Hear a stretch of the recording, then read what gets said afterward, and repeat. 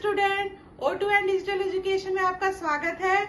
आज मैं आपको क्लास 8 का chapter 7 conservation of plant and animal का नेक्स्ट टॉपिक समझाऊंगी, एंडेमिक स्पीसीज। एंडेमिक स्पीसीज क्या होती है बच्चों? Endemic species are those species of plant and animal which are found in exclusively in a particular area. They are not naturally found in anywhere else. ठीक है, तो endemic species क्या होती है? जो किसी एक पार्टिकुलर एरिया में पाई जाती है उसे हम एंडेमिक स्पीसीज कहते हैं। मतलब स्थानिक जाति जो होती है किसी एक पर्टिकुलर एरिया में, जैसे वो माउंटेन रीजन में है तो वो खाली माउंटेन रीजन में ही पाई जाएगी, कोई ग्रासलैंड में है तो वो ग्रासलैंड में ही पाई जाएगी और वो कहीं और नहीं पाई जाएगी, उसे हम कहेंगे एंडेमिक स्पीसीज। एंडेमिक स्पीसीज किसी एक पार्टिकुलर एरिया में ही पाई जाती है, उसे हम कहते हैं एंडेमिक स्पीसीज। जैसे कि इसके एग्जांपल में है जियांट स्क्वेरल। ठीक है, जब जो जंगल में जाओ तो जियांट स्क्वेरल कैसा होता है? इसकी जो पूंछ होती है वो बहुत ही फ्लफी और लंबी होती है। ये नॉर्मल स्क्वेरल से कुछ अलग दिखती है। ठीक है, तो अब इसी तरह होगा, हम पढ़ेंगे एक्सटिंक्ट स्पीसीज। एक्सटिंक्ट स्पीसीज मतलब एक्सटिंक्ट माने क्या होता है? विलुप्त। विलुप्त जातियां, ऐसी जातियां जो हमारे जो इस पृथ्वी पर से विलुप्त हो चुकी हैं, उन्हें हम एक्सटिंक्ट स्पीसीज कहते हैं। जैसे कि many species die and disappear from the earth if they are not able to reproduce and adopt to climate changes are unable to complete with other organism. ठीक है, ऐसी स्पीसीज जो हमारे पृथ्वी पर से, हमारे अर्थ पर से विलुप्त हो चुकी हैं, उन्हें हम कहेंगे एक्सटिंक्ट स्पीसीज। ठीक है, ये हमारे पृथ्वी पर अब दिखाई नहीं देती। और इसका एग्जाम्पल होगा जैसे डोडो।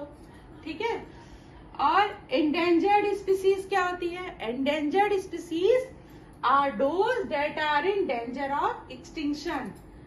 एंडेंजर्ड स्पीसीज ऐसी स्पीसीज जो कि अब खतरे के निशान पर है, मतलब जो अब खत्म होने की कगार पर है। बहुत ही कम प्रजातियां उनकी अब बची हुई हैं, तो उनको बचा के रखना बहुत ही ज्यादा जरूरी होता है।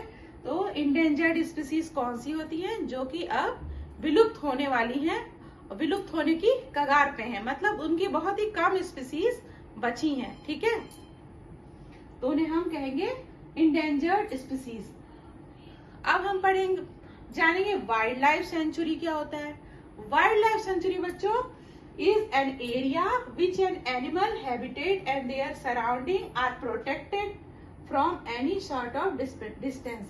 ऐसा जगह जहाँ पे कोई भी एनिमल और उसका हैबिटेट, मतलब जहाँ पे वो निवास करते हैं, वो किसी भी डिस्टरबेंस, कोई भी बिना डिस्टरबेंस के उनको हम प्रोटेक्ट कर सके, उन्हें हम कहते हैं वाइल्ड लाइफ सेंचुरी। हमारे इंडिया में बहुत सारी वाइल्ड लाइफ सेंचुरीज हैं। ठीक है, इसी तरह नेशनल पार्क। नेशनल पार्क क्या है? Area reserve from wild life and they are freely use the habitats and natural resources. Natural resources, national park क्या है? ऐसा एरिया जो कि वाइल्ड लाइफ के लिए रिजर्व किया गया हो, सरकार के द्वारा वाइल्ड लाइफ के लिए रिजर्व किया गया हो, और जहां पर जो है वो आसानी से अपने हैबिटेट यानी जहां पर वो रहते हैं और नेचुरल रिसोर्सेस होते हैं उनका इस्तेमाल कर सकें। ठीक है, तो इसी में उस समय एक जो है प्रोजेक्ट टाइगर एक नियम बनाया गया जिसको लॉन्च किया गया 1973 में। प्रोजेक्ट टाइगर क्या है? यानी बाघ जो परियोजना होती है वो क्या होती है कि जिससे हम जो टाइगर बचे हुए हैं उनको हम बचा सकें।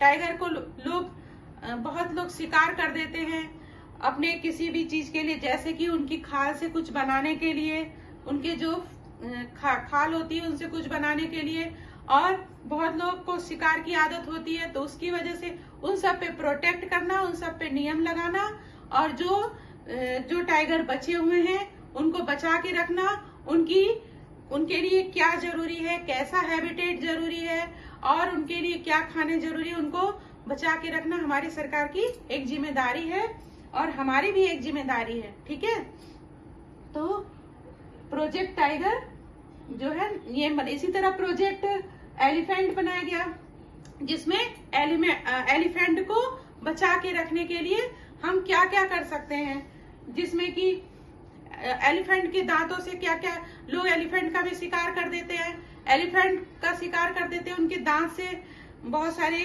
ज्वेलरी बनती है और बहुत सारी चीजें बनती हैं, तो उसके लिए हमने प्रोजेक्ट, सरकार की तरफ से प्रोजेक्ट एलिफेंट भी लॉन्च किया गया। ठीक है, अब ये है पोचिंग। पोचिंग क्या होता है?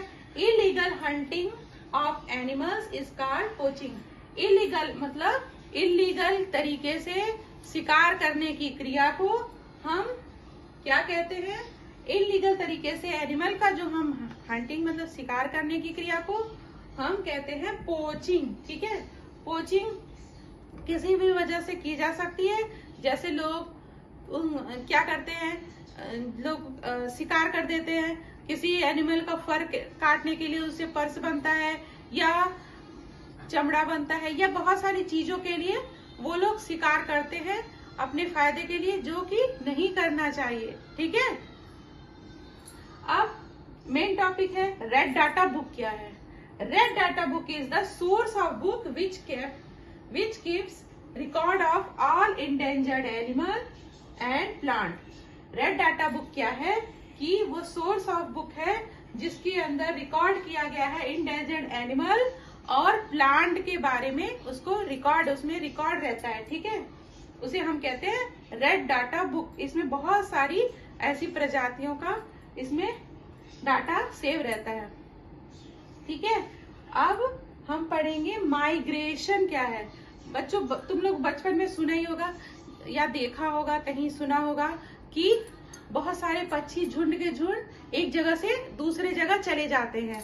ठीक है, तो movement of animal in large number of from one place to another to overcome unfavourable condition is called migration.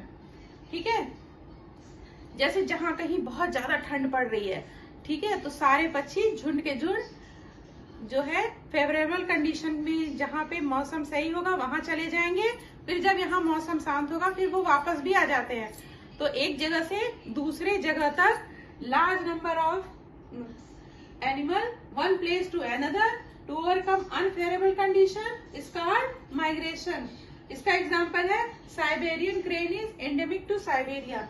Siberian crane जो होते हैं वो झुंड के झुंड एक जगह से दूसरे जगह चले जाते हैं जहाँ फेवरेबल कंडीशन होती है, और फिर उसके बाद जब मौसम सही हो जाता है तो वहां से वापस आ जाते हैं। ठीक है, अब हमारा नेक्स्ट टॉपिक है recycling of paper.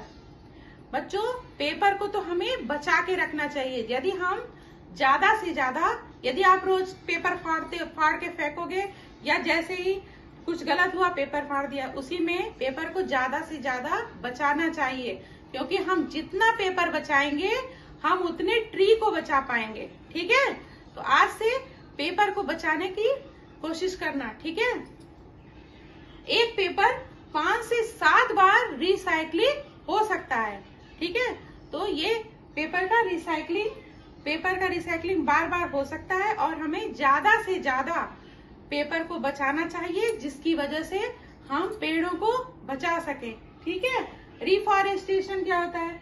Reforestation establishment of new forest on A previously cleared land is called reforestation. यदि कोई लैंड है वहां पे फिर से पेड़ उगाकर एक फॉरेस्ट की तरह पूरा बना देने की प्रोसेस को हम क्या कहते हैं? रिफॉरेस्टेशन। ठीक है, इसको एफॉरेस्टेशन भी कहते हैं। ठीक है, थैंक यू।